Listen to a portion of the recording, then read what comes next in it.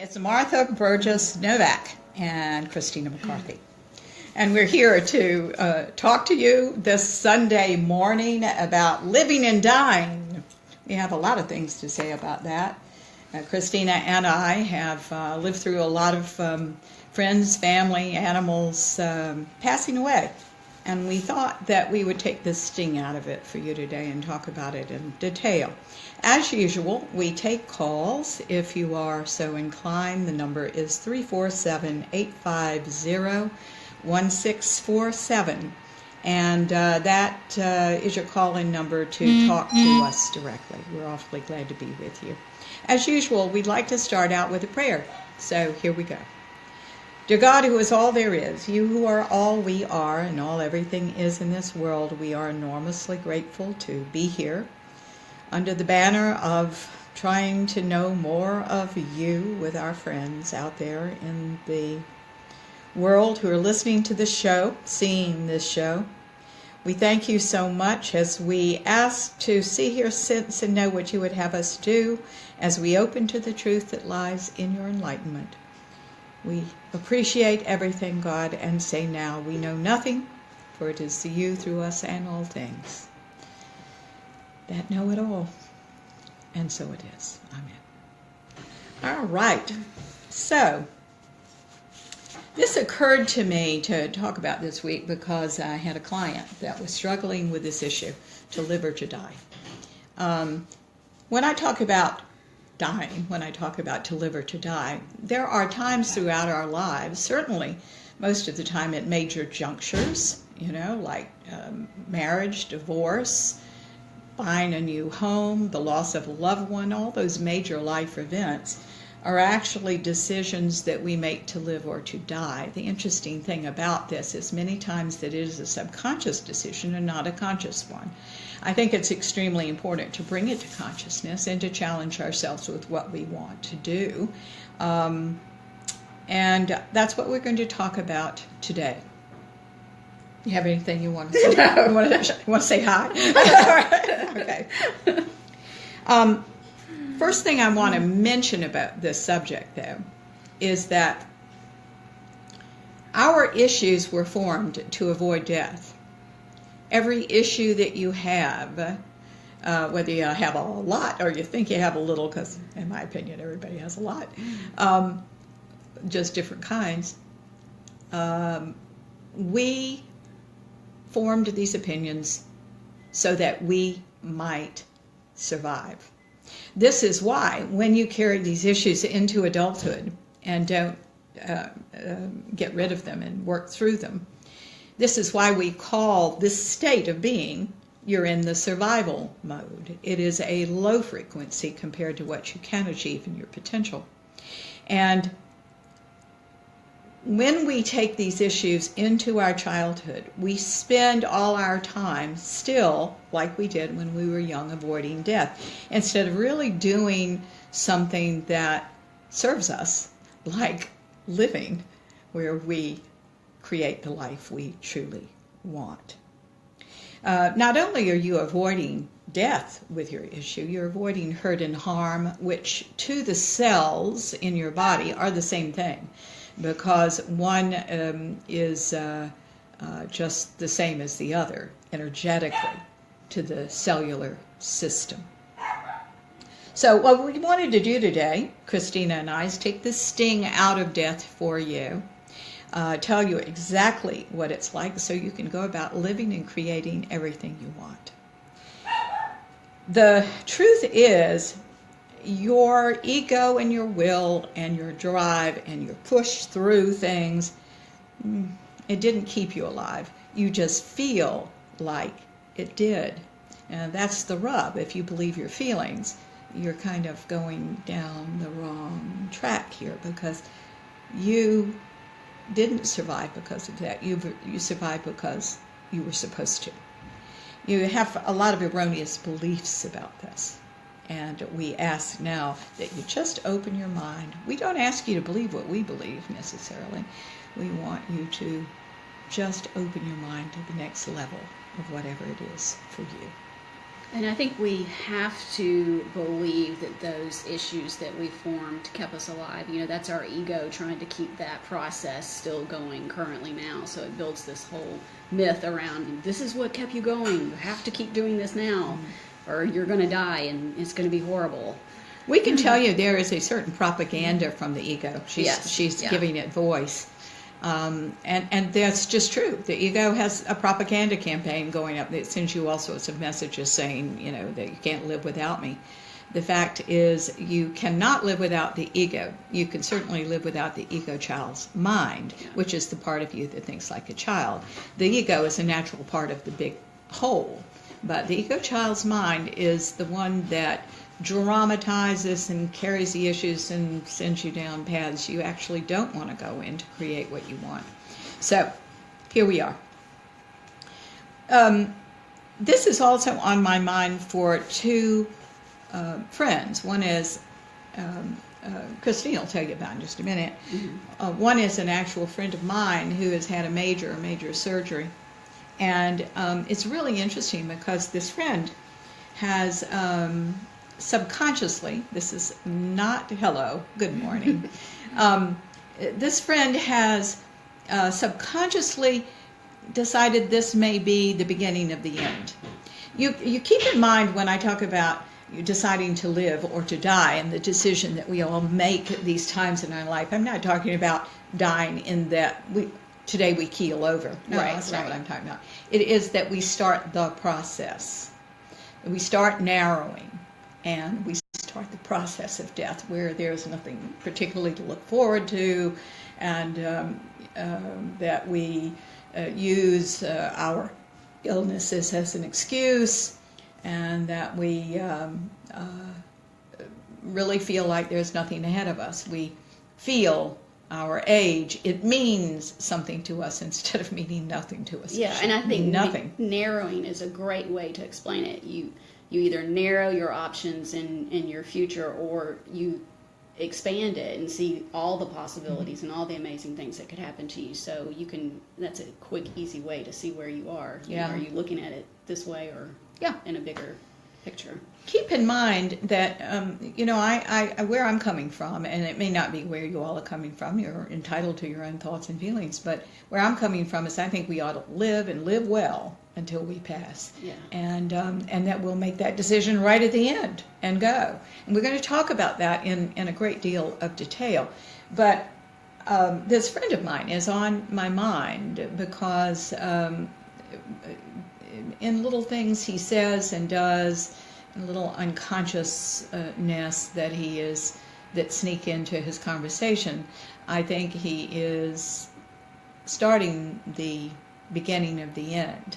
Now, let's contrast that with a story that Christina wants to tell you, because I think that that's a great contrast. Yeah, this is about my father. He had a major heart surgery just a few months ago, and he was naturally very afraid going into the surgery, and we talked a lot about his fears, what this meant for him, and he kind of really worked through a lot of that stuff pre-surgery. Did a lot of praying, and he told me before he went in, he really felt at peace, and he knew he was going to be fine. Even though he initially had a tough recovery, he is doing remarkably well, and he has changed his life so much. I mean, he is so much lighter emotionally.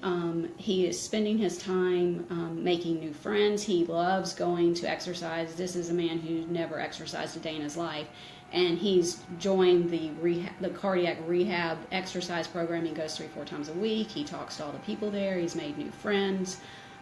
He is very much invested in, and he's told me several times what matters to him. It's cleared things up for him. What matters to him is his family and spending time with family and creating memories and living life. I mean, he's so full of life now that he actually looks younger to me now than he did pre-surgery. And he has, a great attitude about what's to come for him now. You know what Christina said is absolutely true. You can see this in the face where somebody has decided to live or die, whether life is a privilege or a burden. you're going to see that. So I'm hoping that you all will make the decision that it will be a privilege for you. Now, more about dying. We want to take the sting out of this, all right? In truth, being prepared for death is already built into you. In other words, you are prepared completely unless you resist. And we're going to talk more about that in a little while. I'll give you some very good examples of this, but fear makes us resistant. So we need to, in our process, in our growth, in our learning, we need to get over our fear. That's the great privilege of life, is to be in the energies of the ascended God, which is more and more deeper aspects of love. I think of people that linger on their deathbeds. You see, if you have concentrated your whole life on the ego, if you have given it tremendous power, and we're being challenged, by the way, as a society right now, to look inward to this ascended God that we all are, and to let go of these egoic child's mind presentments and the things that it has relied on. For example, the church is different. It is. The nuclear family is different. It is. Your businesses are different. It used to be in the 50s when I grew up where you could stay with a company your whole life. They were looking after you. No, that's not happening. Everything in this world is shifting. Our healing is shifting. Our war-like tendencies and the weapons of mass destruction. I mean, let me tell you, it's all shifted. It's all changed. And you can feel the energy that in all of those shifts and how it's putting pressure on us to look for the larger truth, or we get more locked down into our fear and our ego. That's exactly right. And you do see those two things happening in the world right now. The polarization right now. That's exactly right. I think World War III, if we're not already in it, is really a clash of consciousnesses more than anything else. But it isn't that I say that we are fighting against a high consciousness and a low consciousness. That's not what I'm implying. We're fighting all consciousnesses, including our own, until we go down there and the inner experience becomes more powerful than anything in the outer. Now, when you have relied on the ego child's mind and the ego to save you, you are going to rely on it on your deathbed. I saw my mother, who was a Presbyterian and a woman of tremendous religious background. She was so tolerant of me and my metaphysical tendencies and my always wanting to question and go beyond. But it came down to a very intense moment in her death process. Before she had spinal cancer, and at one point she lost her ability to talk, but this was before that. Well, no, this was after that happened. And she wailed one day and was very agitated. And, I went through my list of things to talk with her about. Are you worried about this? Are you worried about this? Are you worried about me? Are you worried about Will? Are you worried about... He was my cousin. Are you worried? What is going on with you? Finally, I said... actually, I didn't say this. I had a Pentecostal minister who was her caretaker. So sweet. And Gail said, ask her if she's afraid to die. And I said, Mom, are you afraid to die? And she let out a wail that I can feel in my bone marrow to this day. It's intense. I guess one of the reasons that I feel so strongly about passing on this information to you is that experience. I want this whole thing, with you losing loved ones when the time comes, and your own life when the time comes, everything a long time from now. I want to say I want it to be a very peaceful experience. It was odd because when I told my mother, when I'm about to tell you all, she She got very calm, she got very still, and she just started the process. But this is why people linger on the deathbed. If they believe their whole lives that their ego and the ego child's mind has saved them, they're going to try to be saved on their deathbed, and death is going to win. It's just the way it is. So I think it's really important that we start living a balanced life, because a balanced life means a balanced death. It's the same thing. It's the same energy. It's a continuum. So now's the time to start working on yourself and on everything. So I wrote some things down. How do you live a balanced life and have a balanced death when that time comes? There are about 4 points here that are seemingly pretty simple.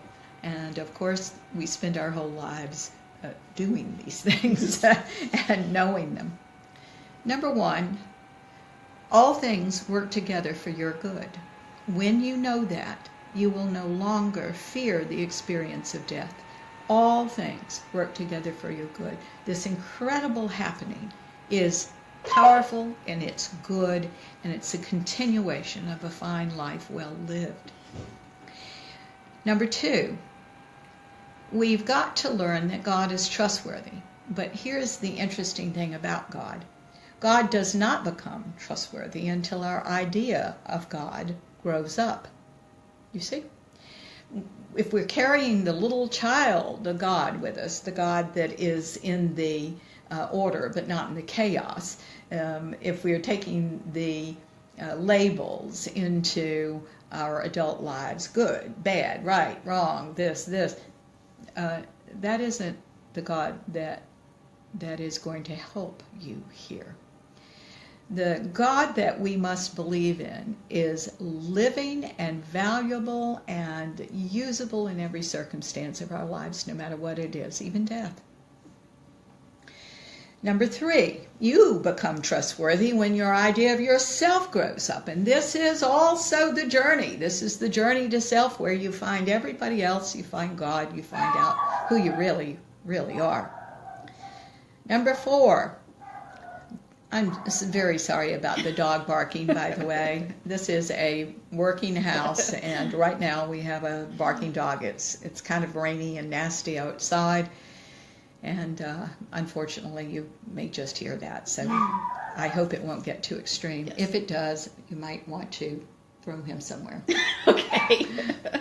We'll consider that. That's right. Number 4, God is all you are.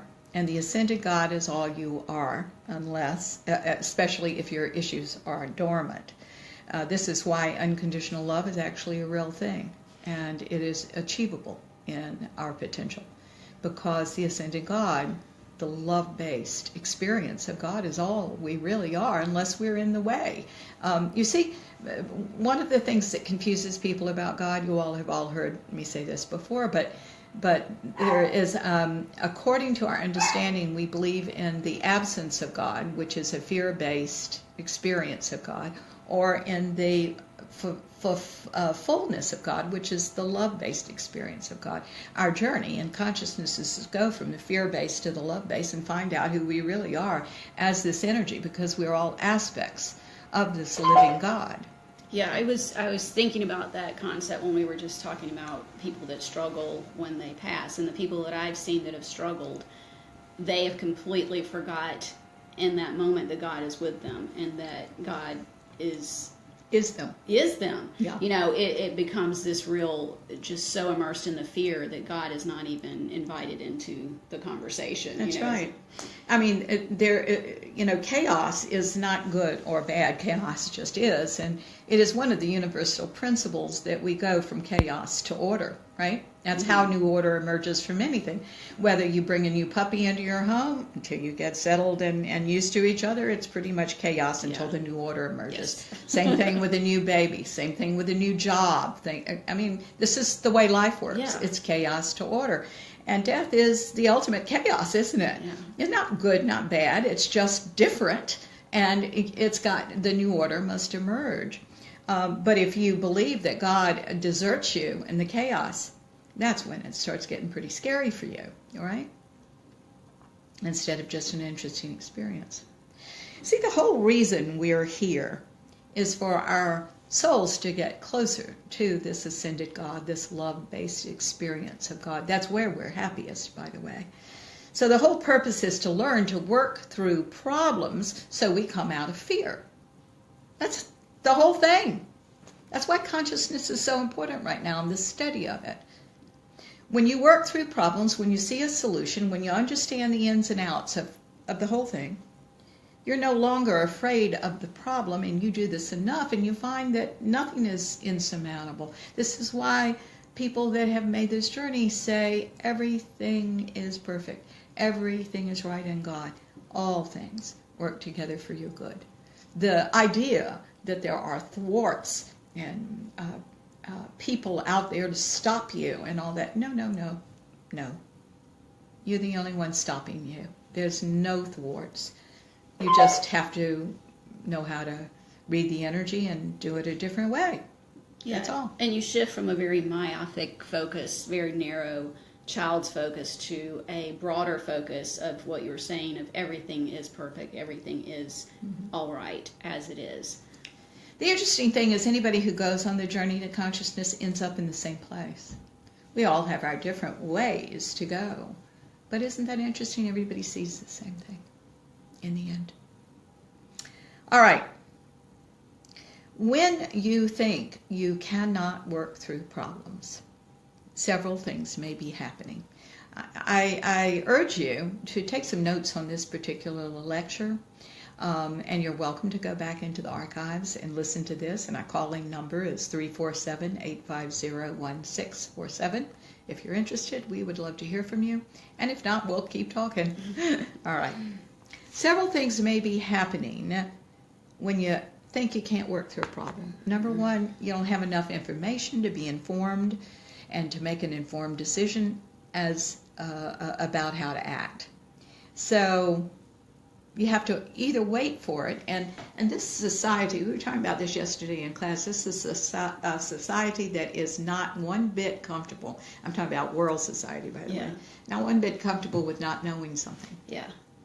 I mean, if you'll listen to what did you say yesterday? It was so cute. Oh, we're talking about the news. Just the news. Yeah, what did you say about that? The news has become, so about giving us their opinion and what we need to feel about a topic, that we now need 24 hours of news, whereas back in the day, we only needed an hour to tell the facts. Yeah. But now we need 24 hours to talk about all the angles and what this means and what this is taking us to, and just really dramatizing all of it. Dramatizing it all. And the interesting thing is nobody knows. Yes. But it makes people that are in the fear-based self more comfortable speculating. I think it's a waste of time, myself, because it's all going to work out the way it's going to work out. We should deal with what is and go on. But, oh, man, this world speculates. We need to ask people who do know, and not be afraid to ask people who do know, or wait for the answer if nobody knows, because it's all working out right now. Number two, and of course that is, I want to go back to one for a minute. The more you develop this inner experience of you, the more that's the only one you're going to listen to, and it's the only one you should listen to. Number two, another way that you are blocked in working through problems is you are suppressing emotion, and you've got to learn to work with emotion. Most people don't know how until they've done some sort of work on themselves. In this lecture, you're going to be hearing a lot of talk about what emotion does for you. Emotion actually makes your life easier in all sorts of ways, especially when chaos is up and going. So I want you to take us seriously about this. There isn't a family in the world that has ever trained their children to the whole emotional gamut and shown them that it's all right and what to do with it when they feel it. And you've got to learn, so we learn as adults. You see, when you're a child, your brain doesn't even develop until you're in your 20s. You can't possibly do anything with what I'm saying until then. And then you have the privilege of opening this up and getting comfortable with everything and finding out what emotion does actually do for you. Yeah, and I think, our human, and egoic child self likes to label things, so we immediately label any emotion as bad. Mm-hmm. Anger, jealousy, sadness, grief. Any of those things we assume are bad, and we put a label on them. But the truth is, those emotions are there for a reason. They're there to propel us forward. They're signposts to guide us and, say, hey, this is where you need to go. This is what you need to look at. This is what you need to work on. But instead, we shut down and clamp down in that emotion, which just is resistance and avoidance, and it prolongs the situation and gets us nowhere. It absolutely does. Keep in mind your answers aren't there in the fear. Yeah. All right. Number 3, you may not be finding the solutions to your problems or knowing how to work through them because you're avoidant. Avoiding the problem is not working on the problem. You need to know that. Yeah. Avoiding the problem is not working on the problem. There's something that you've all heard about called flight or fight. I don't like that term. I like flight and fight. Yeah. Because you're doing both. You're doing both. You're not doing one or the other. You're doing one or the other in this moment, but it's the same energy. Whether you're running away or you are fighting, you're still avoiding. Yeah. You see? And that can't be the energy of consciousness. None of us like to do things that we don't want to do. None of us like to talk to somebody who's angry at us. Nobody likes to handle a problem that we don't quite know what the solution is. So everybody likes to be safe, but you are safe. You've got a built-in safety, a built-in consciousness, a built-in abundance. You've got a built-in preparation to live and to die well. Yeah. But if you're not using it, it's because you're not in the energy of it, and you might want to look at avoidance. Yes. Okay? Number 4, another way that you may think you don't know how to work through problems, this is you're laboring under the shoulds. I love that word, the shoulds. Yeah. The shoulds will take us down every time. And the shoulds are pure fantasy. They really are, the shoulds of all kinds. Shoulds are damaging, though, because they hurt your self-esteem and they block the truth of any situation. They block your knowledge of the bottom line and how to handle the problem. The shoulds are benchmarks that you fail by. I don't know how to say it any other way. You either that or it motivates you to be really good and not to live normally and in a relaxed and joyous manner. The shoulds create an artificiality, an image that really is going to work against you. And certainly if you're in the image and not in the reality, you certainly cannot find the solutions to the problems that you seek. Number 5, one of the problems is that we work exclusively from the fear-based self. Or if we don't work exclusively from the fear-based self, what we're doing is we're one leg in the love-based self, one leg in the fear-based self, and we're joggling back and forth, toggling back and forth. You must learn the other part of you, and that is the love-based self. You've got to resolve the issues at hand, and because they keep you from merging with the highest self. We're getting a question from Kat. Thank you so much, Kat. I love talking to you, and thank you so much for writing in and always your sweetheart. Kat writes, should needs be removed from... She's making a statement. Should needs to be removed from the Should needs to be removed. Oh, I see. Yeah. From the human language. Absolutely. I think so too, Kat. But you know what? What's so funny is if they're removed from the human language, we just come up with something else to stop ourselves. We would find another way to define it. Some shoulds, honestly, are good too. We should brush our teeth. Right. We should floss. Okay, that's a good thing, don't you think? Yeah. But the shoulds, like I should lose weight, and I'm bad if I don't. Yeah. Or I should. We had 50 of them. I yesterday. know. We had more than 50. I should sacrifice everything for everyone else in my life. Absolutely. Those kind of ideas. I should put myself last. Yeah, I should put myself last. Okay. You see, it isn't really, by the way, concerning that last one I just said. That's ego, because if you put yourself last, that's the whole antithesis of ego. Because if you put yourself last, you become a victim, and it's still all about you. Yes. So really, what is marvelous is when we can create win-win situations in our lives where we are all successful, that we're all winning, where we're all helping each other. That's ideal. You should not be left out of the equation, ever. Back to dying. We've been rather talking about living well in this last segment, but I want to tell you some things that I actually, when I meditate, have gotten about death.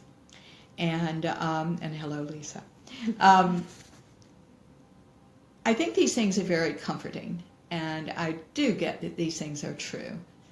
Number one, no one dies before their time.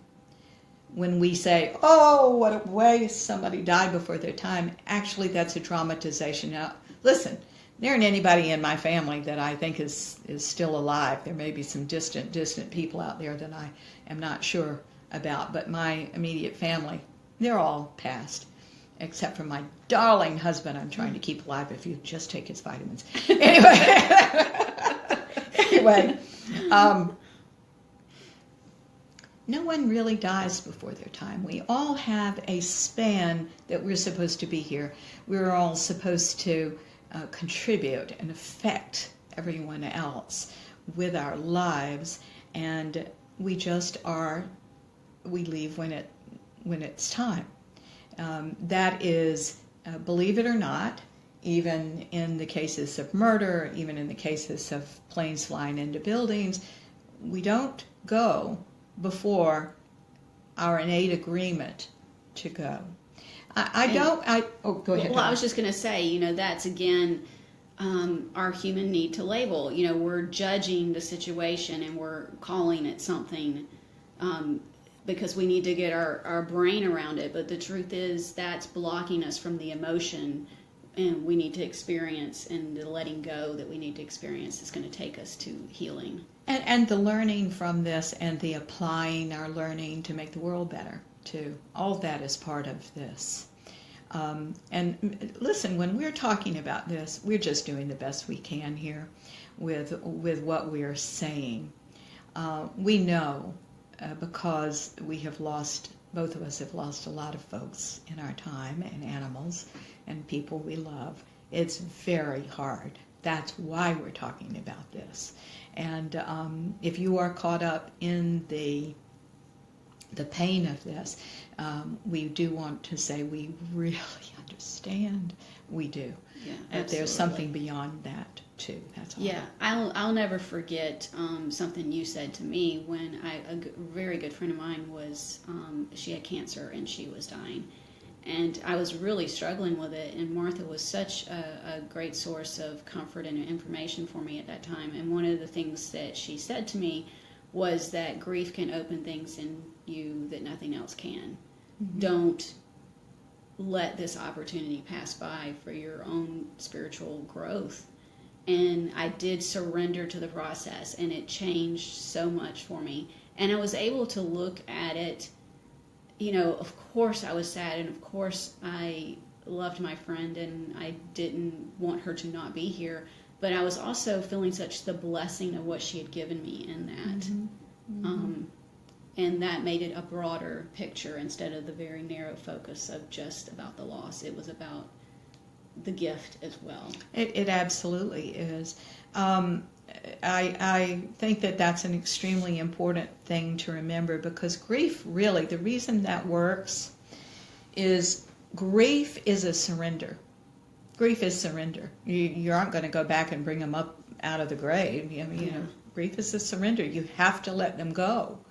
So if you are deciding to live with this and go on yourself, that surrender opens a deeper capacity for feeling, for love, for what is, for God, for you, for relationship, for the person themselves, for their families, for yours, for so much more. You understand that, I'm sure you do.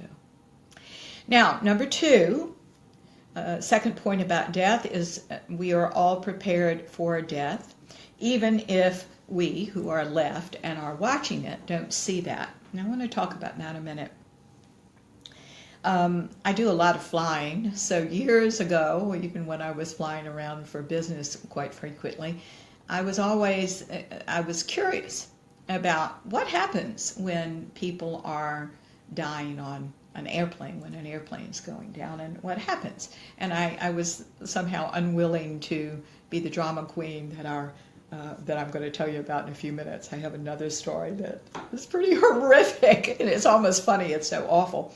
But what this woman did with this, her drama. But what I want to say is I really did meditate on this one time, and I was told that the sheer act of terror, the sheer terror of what you're going through actually serves you. It actually lifts you right out of your body, and you don't feel anything. You're beyond terror. You're beyond everything once you feel it. But the way to get beyond it is to go into it. You understand? Yeah. Isn't that the most amazing thing? To me, that was enormously comforting. But let me tell you, I went right back into, man, I got to get really, really at peace with every emotion in the book so I can feel these things and I can go with God, no matter what. I hope you'll make that decision too. Number 3,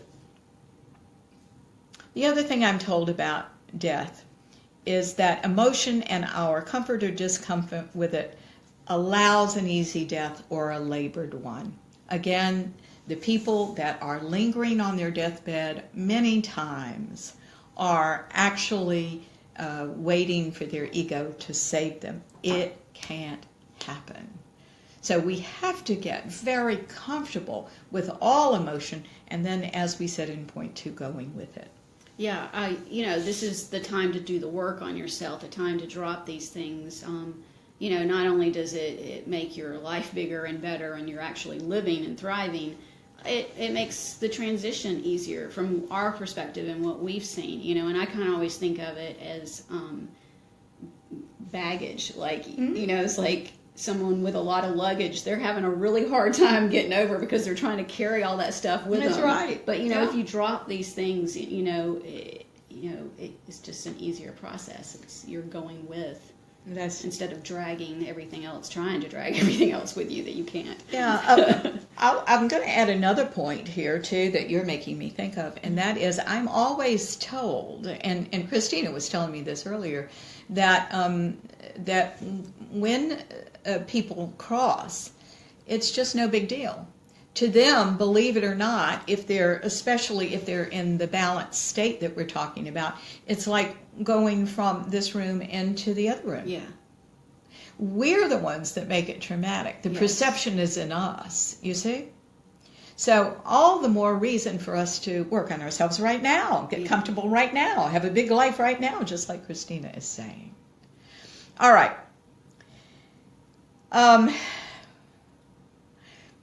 I feel very privileged when I am with someone who's passing because it is a very personal experience. I want to put on the table that we absolutely have the choice of the moment when we die. And whether somebody is going to be with us or whether we are going to be alone, and who, if we are going to choose to die with someone, who that person or persons is going to be. No grim reaper is going to snatch you out of life and do anything you don't want to do. That's just not going to happen. Yeah, I've heard so many stories from people I know who talk about, I just got there to the hospital in time before my dad passed, or I had just left the room when my husband passed, or what. And, it really is up to them, as you say, who is with them, how they need to do it, what the timing is. And it's us and our judgment and our labels that post that go, well, I should have done this. I should have been there. I should have. None of that. Those are shoulds again. None of that matters. They make the choice. Yeah, and you are going to have that choice. You have your choice to live the way you want to live, or to die the way and to die the way you want to die. You will always have that choice. Okay, this is just not this is a partnership with you and God. Okay. Now I have to tell you my Grim Reaper story. This is so. All right, it's just horrible. So I thought it's so horrible. I don't even know whether I should tell you, but here I go anyway. We romanticize and dramatize death like you would not believe in this world. I mean, that's what all the horror movies are. We're dramatizing death. Christina had a really good point this morning, which was, go ahead and tell them about that. Well, I was just saying we need to dramatize and romanticize death because that keeps it in fantasy for us. That's right. And that keeps it removed from reality for us, right? That's not us, really going in and surrendering and accepting and doing the work we need around it. I thought that was a really good point. I remember a client of mine a number of years ago whose husband died in a terrible circumstance, really. Some kids set off a fire alarm in their hotel in the middle of the night. Now, they were way up high on some floor, very, very high up.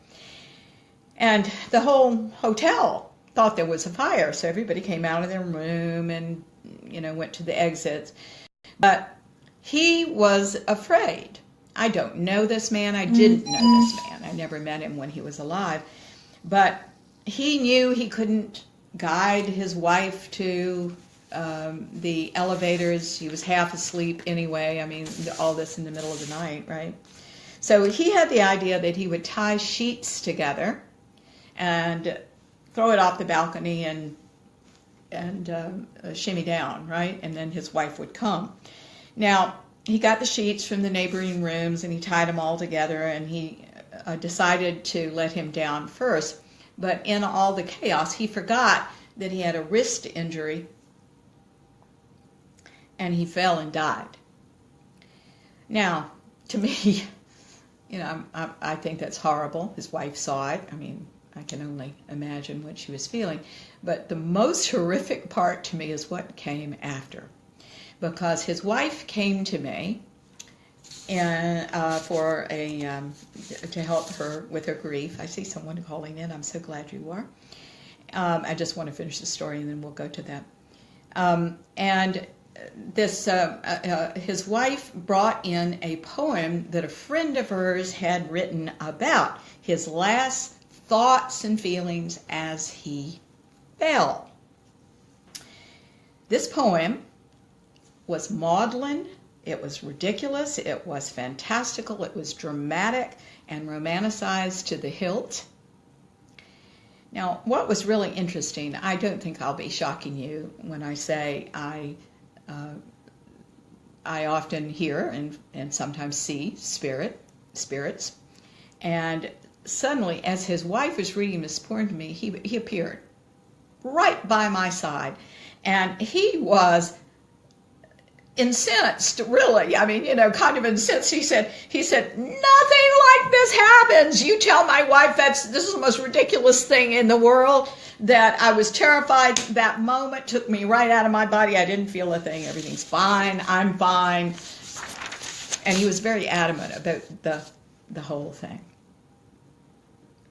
And so now I'm telling you. All right. Let's go to our friend. I think I know who this is. Let's take this phone call.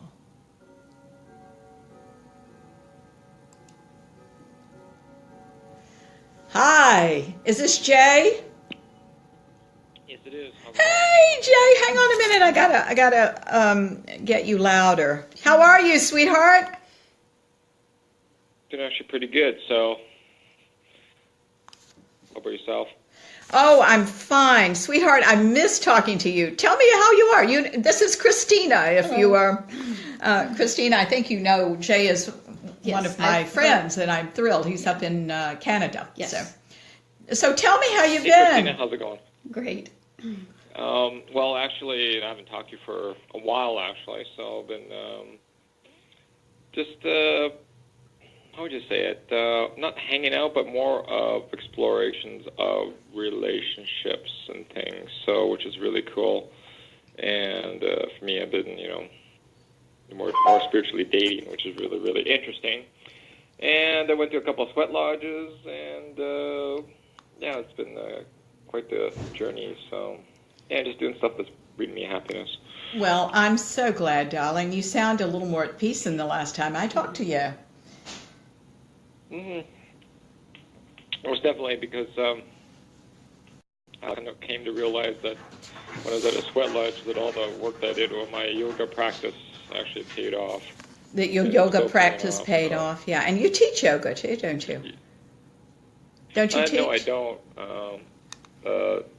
I have no inclinations of teaching, but I'm more of the person who's going to actually just practice it.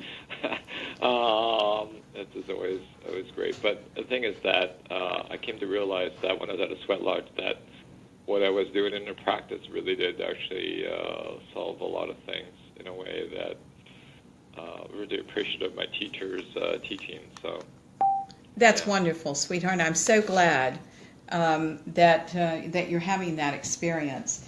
And, I think any kind of disciplines like that, we've got to find the discipline that works for us, or disciplines. And, I've kind of tried everything in my whole life. People have laughed at me because I'll try it. I'll try that too.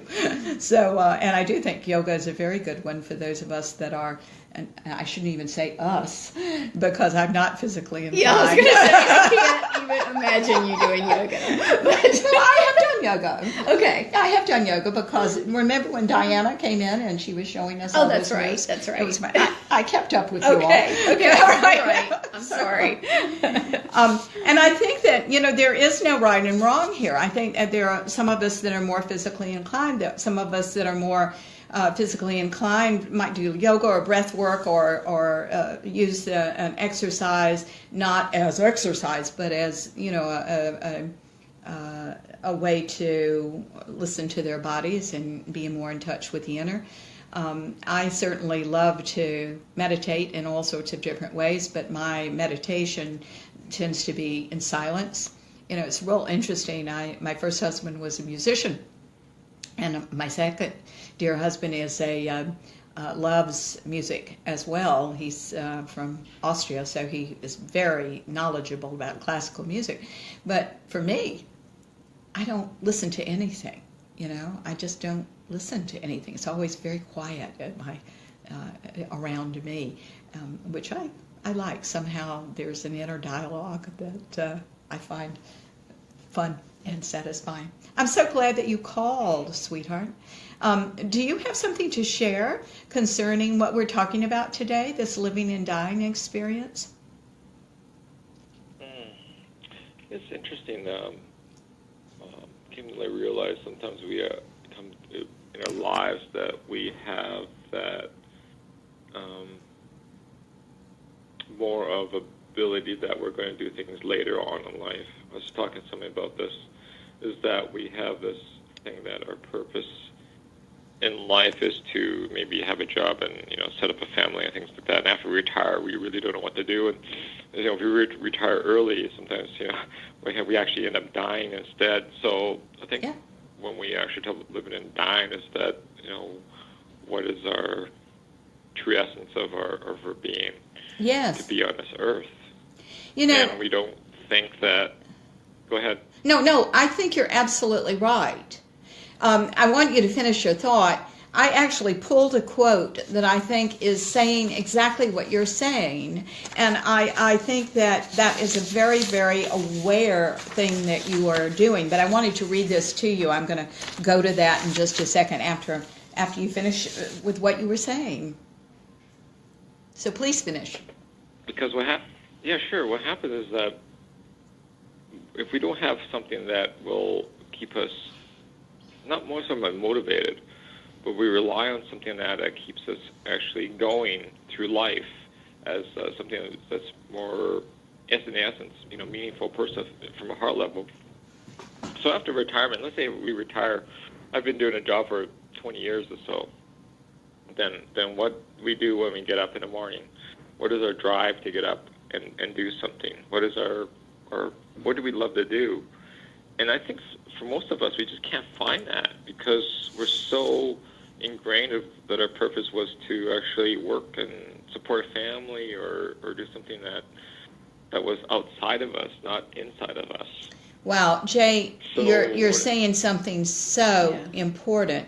I found a quote in a very lovely book that is that I'm sure you know about. It's a Tibetan book of living and dying.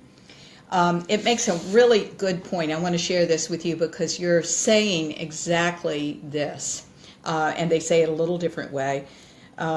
Perhaps the deepest reason why we are afraid of death is because we don't know who we are.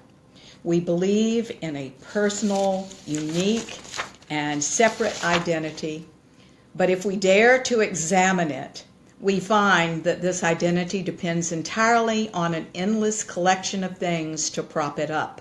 Our name, our biography, our reputation, our partners, our family, our home, our job, our friends, our credit cards. It is on their fragile and transient support that we rely for our security. So when all of this is taken away, will we have any idea who we really are? That's exactly what you're saying. We have to find out who we really are before we retire because it's all the same life. But if we are identifying with things that are transient instead of who we are and a deeper aspect of ourselves, which I find to be God, then we're in trouble. Yeah, and I think that's why we go through that grief process when we lose a job or a relationship breaks up, because we're identifying outside of ourselves with that thing. Yes. And we have to go through that process and finding that connection deeper within us of who we are without those labels. Yes, yes. I'm watching our Facebook Live today, and Kat has been kind enough to share, and then my dad waited until my niece got there. It was her birthday, and he passed at the very moment she had been born. That was not an accident, guys. Lisa, my friend Lisa, says my mother-in-law crossed over at the exact date and time her husband had crossed over 20 years before. Mm-hmm. Amazing that he came and got her. Celebrating her life was a very beautiful thing. We were so honored. That got truncated, so if there's more, Lisa, I'm sorry. But I think that there is more magic in the world than we know, but it's not magical thinking. It is real. It's just in the supernatural realm, and we better get comfortable with it because it is as natural as anything in the world. The supernatural is actually the natural, but for our fear. So isn't that funny? Yeah, we limit things over and over and over with our fear, with the labels, with the need to define. We make things so much smaller than they are. That's right. So thank you so much for calling in. You always, Jay, have something incredibly heady to tell us, and your insights are marvelous. And I'm just so glad to hear your voice. Thank you for calling. You're very welcome. It's always great to talk to you again. Look forward to it's marvelous. Subjects and, What, dear? yeah, love you both. Thank you. Well, thank you. I love you too. Take care now. It's so good to hear from him. I always, when you all call over a period of time or write on Facebook Live, I feel like I know you so well. I just am involved with your lives. You're so sweet and kind to share, like Kat and Lisa and Jay are. Really means the world. Okay, so, oops, I'm losing things here. Okay. Would you like to know what happens when you die? I thought we ought to talk about that because I'd like you to just take the fear of death off the table for you, because I'm going to give you some points that I think you can expect, although one of the points I want to make, I'm going to bring it up to the top, is whatever we think we'll see, because our egos cannot go with us on the whole journey, but sometimes if they're really strong, we'll hold on to them. And if we believe in hell, which is pretty silly, if we believe in other things, what happens is that we see that. But it is an illusion. It's a virtual reality. And eventually the truth absolutely does dawn, and we find out the way things really are. But I thought we'd talk about the death process, and that might help you not fear this, because this is what I've seen, oddly enough. This is what Christina's seen. Yeah. This is what many of my clients see when we experience death with our loved ones. So, one of the things that happens is that we must separate from the world. It's very nice when you're going through the last weeks of death for us to bring in the music that they loved, favorite things they loved, pizza. My mother wanted pizza. She took one bite. She talked about it for a week. We gave it to her. She took one bite. That was enough, interestingly enough. I wish I would let it be enough. It's a little weight problem. But she took one bite, and that was enough. And she was completely satisfied with that. She loved France, so my husband found a stirring rendition of the Marseillaise. She wanted to hear it twice, didn't want to hear it anymore. When another friend of mine was dying, I remember my first husband and I did a variety of cassette tapes. You remember the old cassette tapes? We went to the circus, and we gave her running commentary of the circus, making really silly, stupid remarks. And everything we did, even going to the grocery store, we'd give her a rundown at Kroger, at the grocery store. That's our grocery store. It was very fun. Her family said they couldn't understand this, but I'm going to tell you what's going on. That she listened to them, and she laughed, and she had a marvelous time. She listened to him several times, and then she didn't want to hear him anymore. I am saying to you that you need to be very sensitive to that with your loved ones, because you don't want to make this any harder for people to leave. You don't want to pull at their heartstrings. You don't want to. We want to make it an easy transition. So at some point, when they say no to things, stop. Stop playing those things. Stop making it hard for them. They want to say goodbye, and then they want to go. So they may say goodbye to a slice of pizza. They may say goodbye to music or to this, but they don't want to playing while they're trying to leave, you see? Okay. Number 2, near death, right near death, within a few hours to a few days, the person that is dying is going to go into a floating stage. We call it floating, where you are, what they are, or us, are attached energetically to our physical bodies. There's they talk about the silver cord, again, a dramatization, isn't it? A romanticization. And all it is energy. It's silver cord because it's energy. It's an energy, a white energy. But anyway, they are still attached to their physical body. To die, that cord does have to break. But they're floating, so they are beyond pain. They're beyond suffering. They're beyond worrying. They're just floating. And that's probably a very good state to actually see and to be in. The third thing I want you to know is you are not going to be alone, not at all. You are going to be talked to, you're going to be counseled, you're going to be loved and supported by spirits on the other side long before you decide to leave. This is all here for you, this incredible richness. But I think it gets truncated, it gets blocked when we are afraid of the supernatural. And I'm telling you, the supernatural is natural. This is not the occult. This is supernatural. There's something beyond natural that is more natural than natural. Yeah, and we're immersed in this form and this energy, whereas they're in the midst of crossing over, so they are seeing things that we can't see, or experiencing things that we aren't privy to. I know when my good friend was at her last days, she was having full-on conversations with her aunt who had passed.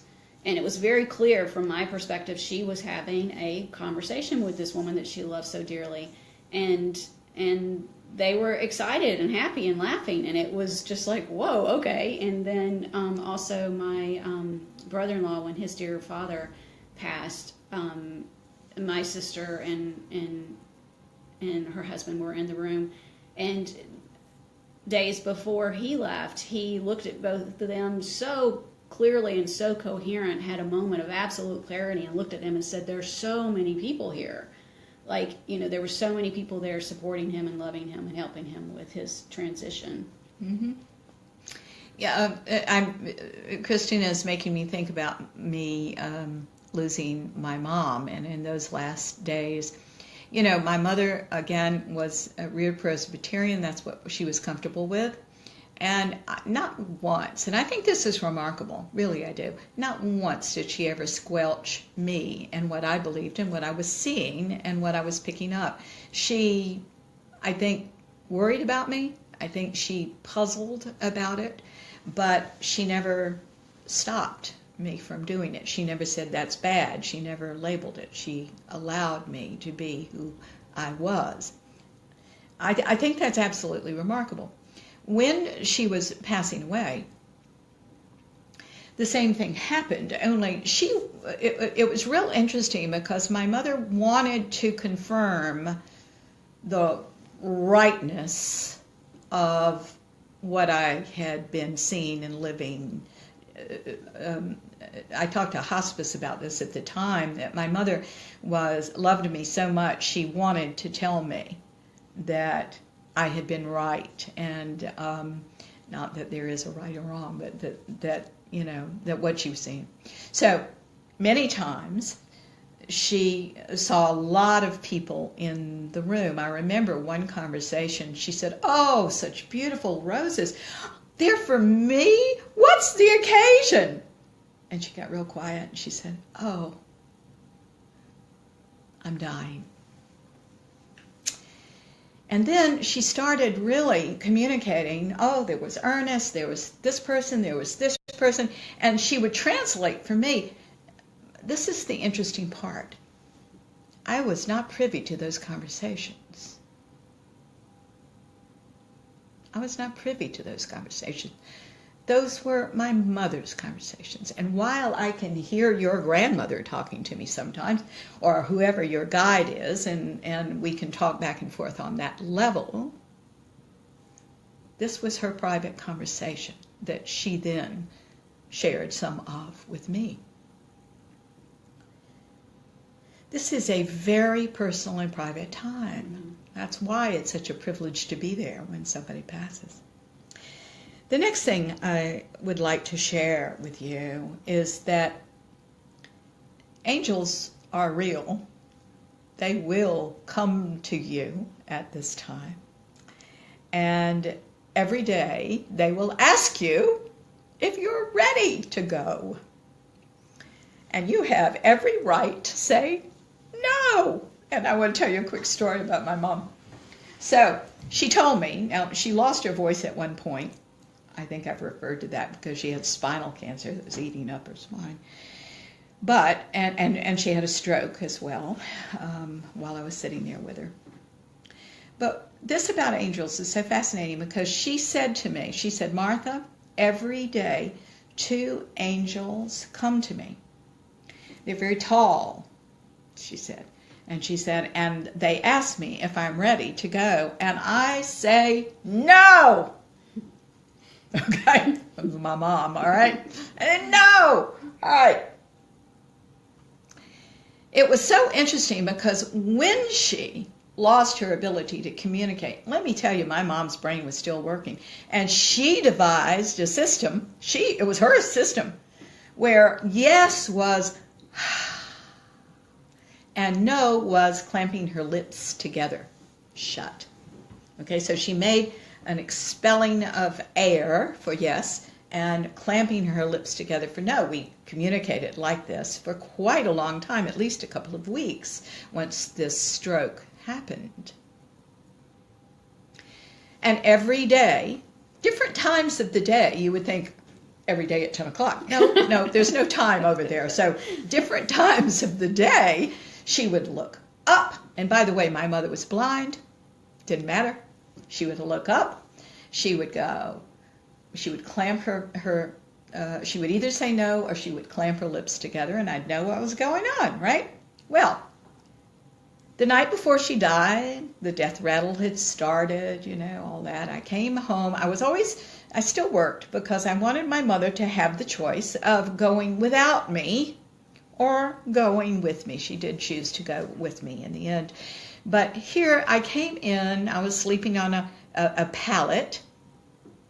Good, Lisa. I'll read you all what Lisa just said in just a moment. But I was sleeping on a pallet at the foot of her bed. So I came home from teaching. It was probably midnight because I'd stopped by my house to take a shower before I came to her, get some new clothes. And I went over to her bedside and I said, Mother, I could tell she was not sleeping. She looked like she was asleep. But let me tell you, there at the end, it's pure consciousness. Nobody sleeps. Okay? So she was not asleep. So I said, Mother, I'm here. I'm very tired. I'm going to lie down now. And all of a sudden, this death rattle got really loud as my foot touched the pallet. So I ran back and I hit the Dilaudid pump, thinking she was in pain. I did this 3 times. They can control the death rattle. She had to tell me something. It didn't occur to me because I was so tired that she had something to tell me. So I said, okay, I can tell now because I can't hit the Dilaudid pump anymore and I don't think you need any medication. I think you have something to tell me, so I'm going to sit here until you tell me in some way, shape, or form. About 20 minutes later, sure enough, she looked up and she opened her mouth and went, and I said, Mom, I think tomorrow is going to be a big day. So with your permission, I think I just saw that you're ready and that you said yes to the angels. And it is now time to get some rest because tomorrow's going to be a big day. And sure enough, when I woke up at 6 or 7, she'd started the process. And by 11, right before 11, or right after 11, I guess now, she passed. It was quite a moment, Lisa has shared about this. She said, and I was assumed that Mary Lou, of course, is her mother-in-law. Yeah. And she said, oh my, Mary Lou said, I'm not ready. When she crossed over, she held out her hand. Wow. When she crossed over, she held out her hand. That's marvelous. That's wonderful. And you telling the story, I just was reminded of my grandmother and something that happened with her a couple of years ago. I mean, this is an incredibly strong, active, independent woman, even though she was in her 80s. And she suddenly got very, very ill. She was in the hospital. No one could figure out what was going on. It turned out it was Guillain-Barré. But there was a point when she was in the hospital when she would look very high up in the corner of the room, and she would describe things to me, and she's like, do you see that? And I was like, no, Granny, I don't see that. And she had conversations with her brother and her sister who had crossed, and there was a time where I remember her saying no, like very firmly, and I don't know if this is the same thing or not, but all of that, what you just said, just reminded me of that for some reason. And she ended up healing. She bounced back incredibly well, and she's still alive and with us. But it was like it was one of those moments where we do have the choice To live it or die. Yeah, Absolutely. and she chose to stay. Good for her. Yeah. Good for her either way. Yes, either way. Right before death, I want to tell you the moment of death takes a lot of energy. So the next thing I want to talk to you about is that this is when, and if someone's in the hospital, vital signs all of a sudden look pretty good. Wow, this might be something, and everybody gets their hopes up, and then somebody dies. It's because it takes a lot of energy to break that cord. It really does. I saw my mother really strain 3 times, and then nice breath, and she was gone. I've seen people, I've seen animals do this over and over and over again. So, don't go into fantasy here if with your family. You never know what that spurt of energy actually may mean. When you let go, you actually do go into a tunnel that comes from you, interestingly. And when you emerge, everything is crystal clear. You see all your friends, you see everything, you know exactly what's going on here. You are privy to a lot of information if you don't block it. So that's a very nice thing when you can do that. But you have to go into the darkness where you let go of all this. I really think that's an important thing to remember, that you're perfectly taken care of. There's another thing I want to mention to you. Years ago, when I first saw my first spirit, I was in a meditation in college. My psychology professor had a meditation group. And I remember being tired this night. That's really all I remember. Nothing had happened for weeks. I wasn't searching for something. I just wanted to be more peaceful in my life. But all of a sudden, I was in that tunnel. And I was going really fast. And I was aware of the 2 parts of my mind. I was going, oh my God, oh my God, oh my God, I'm frightened. And this is probably why the experience lasted as long as it did, right? And the other part of me, I've never felt such peace in my life. I've got to tell you now, even with everything that I know and Christina knows, we turn away from this kind of love and peace. It is too intense for our human bodies. But I am going to tell you, you have never in your life, in this world, experienced such a love. And that's why we go where we go. Because it's incredible. And at that moment, we can really handle it. It's part of us. It's who we are. It's here that we separate and think we're something else, yeah. You see? It's emerging with that energy. And when I came out of the other side, I could see everything completely clearly in the room, and I knew that I didn't even have my eyes open. I didn't. And I saw a spirit there who gave me messages. So it was pretty remarkable. Nothing to fear here. Just fantastical, you know? Don't fear the fantastical. Another point about this is I think that we often block truth if we are passing into the beyond, and we hold on to our fear and our terror about, the superstitions about hell and demons and all that. And that's absolutely just made up by the early church fathers who wanted to separate people from worshiping animals and idols.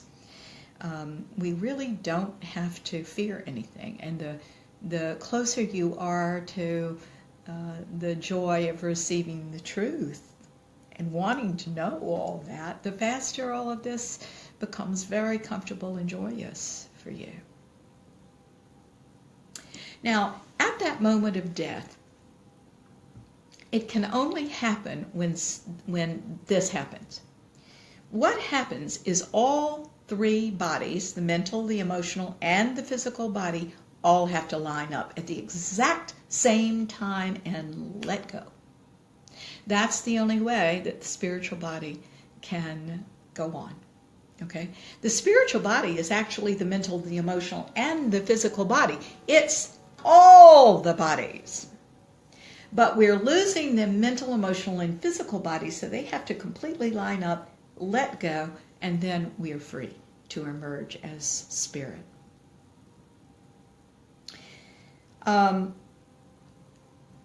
I love something that I have known about for years, and I'm not sure I can get through this. So Okay. would you like to Yes, read it to them? I'll read it. I cry every time Yes, because I even teared up when I was talking to Christina about it. So beautiful. Yeah. I'm going to let her read it. Okay.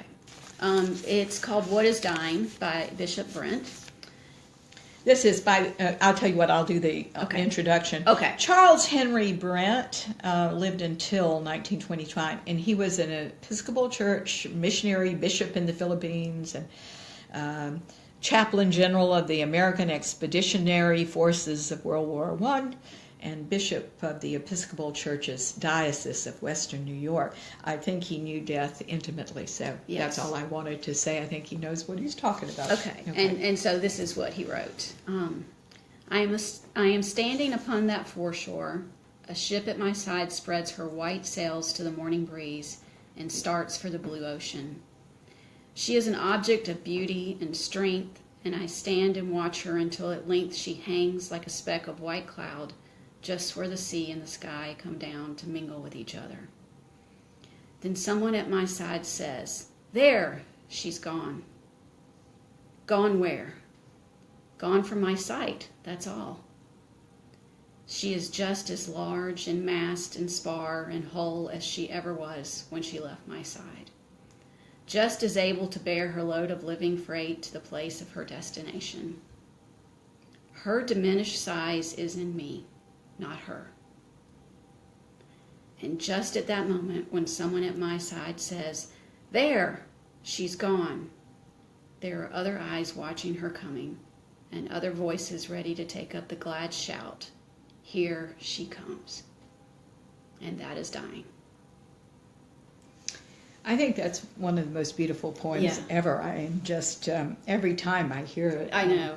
If you all want a copy of this, you can get on the internet. It is called What is Dying, and it's by Bishop Brent, B-R-E-N-T, Charles Henry Brent. I just find that absolutely beautiful. Christina and I were talking about this poem earlier, and we said that the most important line in this whole thing is that her diminished size is in me, not in her. I think that's awfully beautiful. Yes. Thank you, Kat. Yeah. Our definition of what death means and what it is what lessens it. It's so much more. And this reminds me of when my dear friend passed. The process of surrender and the process of grief. It is a process, and so I had moments where I would just cry uncontrollably and miss her. And I remember for a solid month, I would dream about her. Yeah. Every single night. And in the dreams, we were always hanging out. We were always having fun. We were always laughing. And she said the same thing to me every night. "I'm still here." And I would wake up the next morning and I would feel for a split second so great, like, "Oh my God, we just hung out." And then that human thing would kick in and I would say, "But she's gone." Mm-hmm. And I would cry and cry and cry. The next night, the same thing would happen. She said, "I'm still here." And she did that for me every single night till I got it. So what if we, at whatever age we are, accepts what is gracefully and makes the best of it? That's what consciousness does for us. Yeah. Because when we grief is natural, don't get me wrong. Part of us is, we are human and we are all earthbound and we love those little bodies, Yes. right? Yes. And they aren't coming back. So we've got to accept what is with their transformation in spirit. I think that's a real important thing, that we go with God, we merge with the mind of God, we accept them in their new form, and realize that there is definitely a new form, Yeah. and that everything will indeed be all right.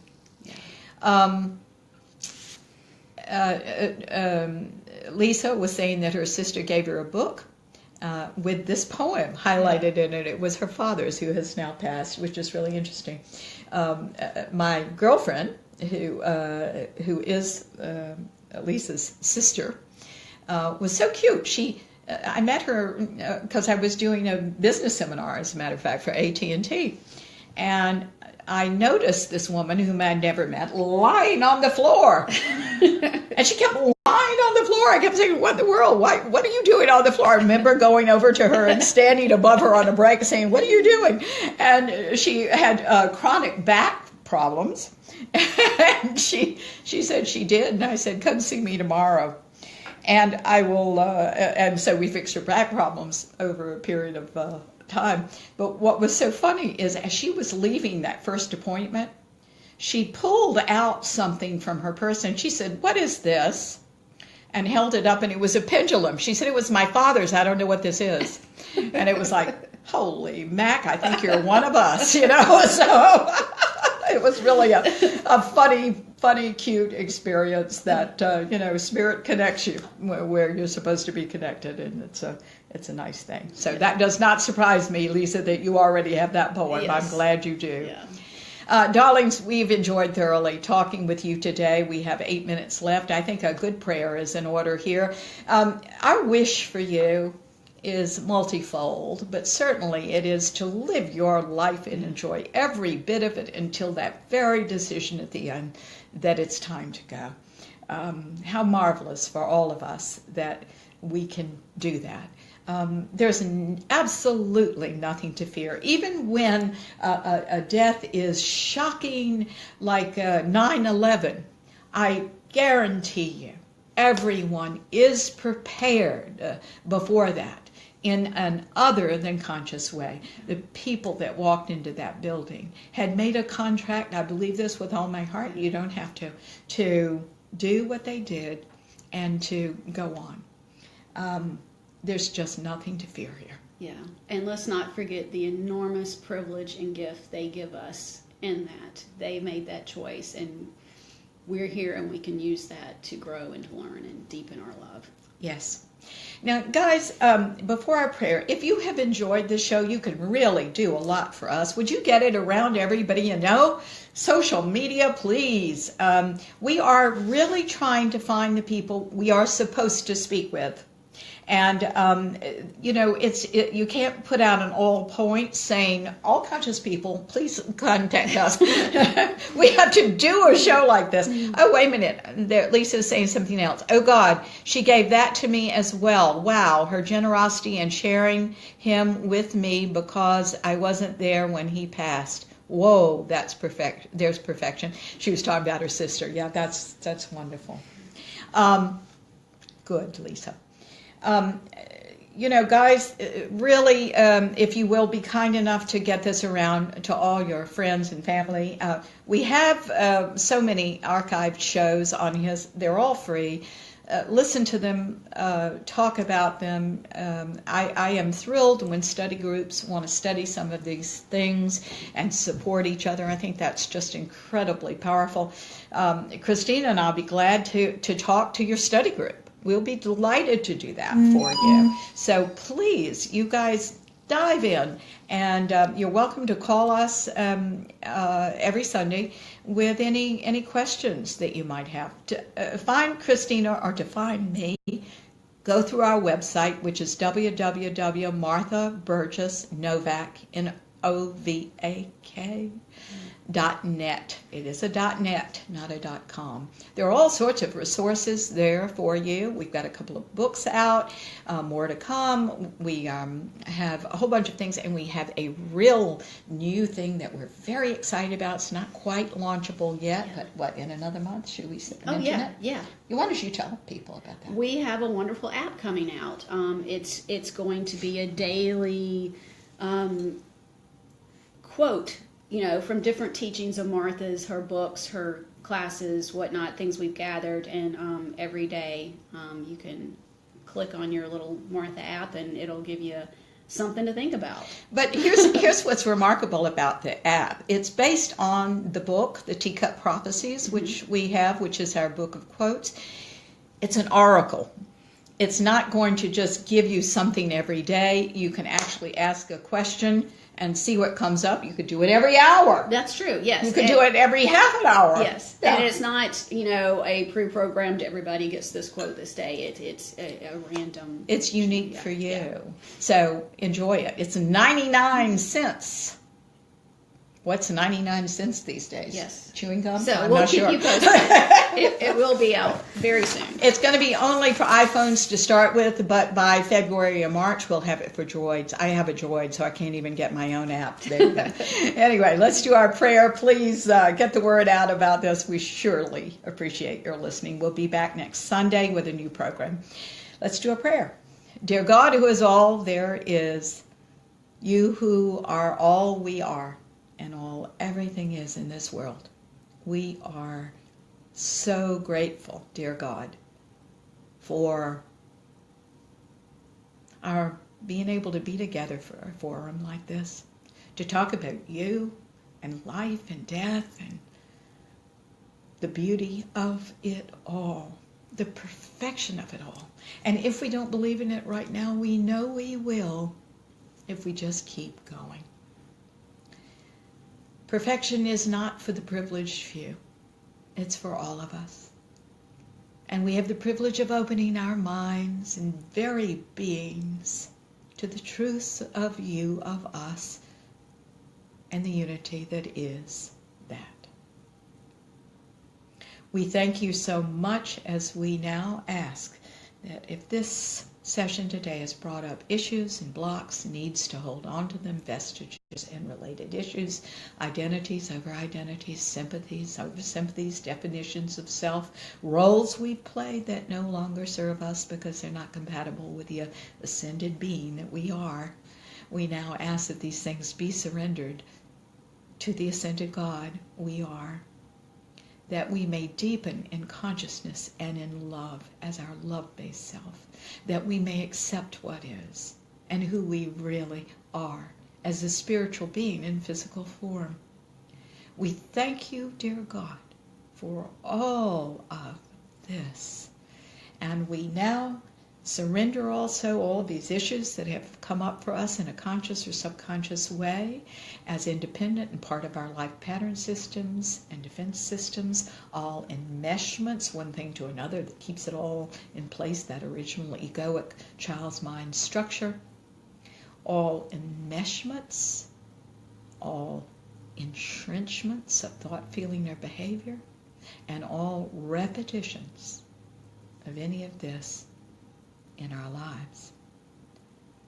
We ask to be new and to see, hear, think, know, sense new things with courage. 90 seconds. Knowing that these things are natural and good and all part of God's perfection, that we indeed may live. We thank you for it all, dear God. We say this prayer in your name, in the name of the Ascended Masters, our love-centered guides and friends, in the name of Christina and all of you listening, Lisa and our friend Jay and our dear Kat and anyone else that hears the show. 60 seconds. Thank you. And so it is. Amen. Guys, we'll see you next week. Thank you for everything. We're so glad to have talked with you today. Go out and live your life. Create what you want. Don't worry about anything.